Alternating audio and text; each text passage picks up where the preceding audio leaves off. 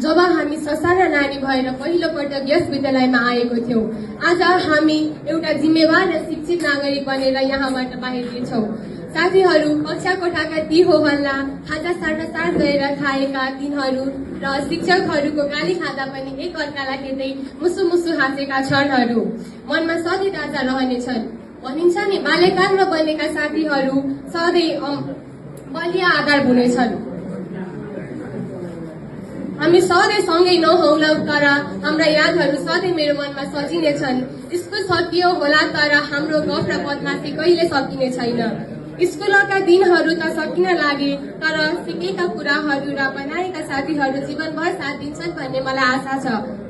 भेटिनु त लेखेकै थियो होला, तर बिछोडको यो मोडमा पुगौला भनेर कहिले सोचेका थिएनौं। फेरि भेटौँला भन्न सजिलो छ, तर बिदा हुन साह्रै गाह्रो रहेछ।